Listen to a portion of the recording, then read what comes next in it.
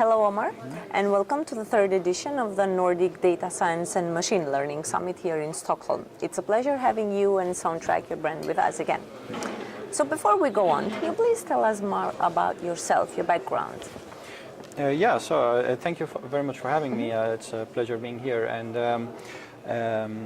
so my name is Omar. I'm from Egypt. I have been living in Sweden for several years now, and I studied at KTH. I was very lucky to have worked in several companies here, ranging from startups to multinational corporates. And I think I probably have the best job now, working as a senior research scientist at SoundTrack. It's an amazing company trying to change the way that the music industry looks and how businesses play music.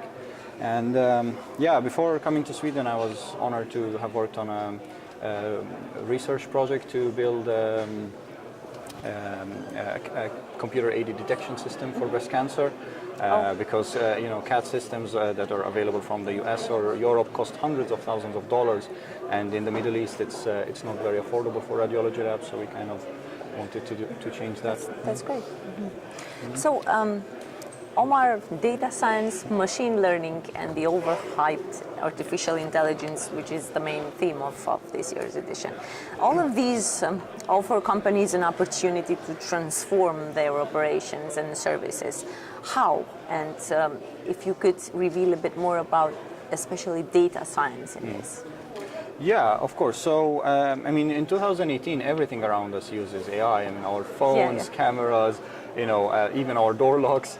And companies are not really that different from the top parts of the organization, where you can really use data science to help with decision making, to optimizing how electricity is being consumed in data centers with heating, using neural networks, and even like just recommendation for your customers who are more than used, who are used to having personalized content all the time. Just look at Spotify.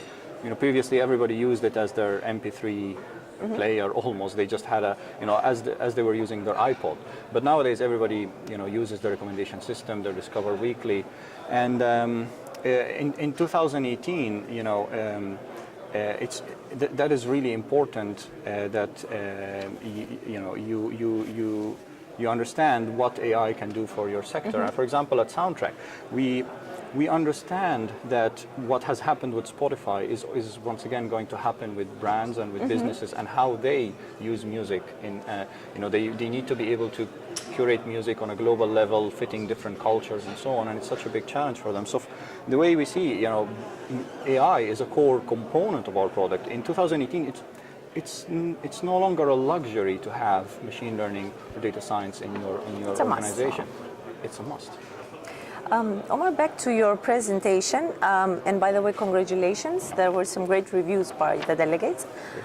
You presented on lakes, how to increase quantity and quality of your models, during which you briefly described some scalability challenges. And to be honest, at least most of the presentations today mentioned this as the scalability as a challenge facing machine learning. Can you reveal more, like a short recap? So I wanted to focus focus on the message that it's easy to have a data lake. However, what's really challenging is making the most out of that. So the original intention of building data lakes has always been to make the data available and useful to people. But nowadays, you have this, people just put in data and they sometimes even forget that they have it there. And it's because if the data is stale and not really used or utilized in the right way, and by thinking in terms of organizational functions and thinking in terms of what what this data does for your organization and how you can better make use of it, and even having teams that are only focused on improving and enhancing this data all the time, you can then be able to, first of all, by making more data available to your teams in a useful way, they will be able to build more models. You have just removed their biggest bottleneck, which is wrangling data and making because scalability, the hardest part about scalability is actually automating the manual parts of the process, and by doing so, you enable your entire organization more. Yeah. So, but why is it critical for any modern company, no matter big or small, to build a content data lake like architectures, as you mentioned here? Yeah. So, I mean, in this, the theme of this event was accelerating machine learning, and this could not be more relevant, because once you remove a data lake architecture, automates the way you ingest data, the way you process this data, and the way you make it available to people.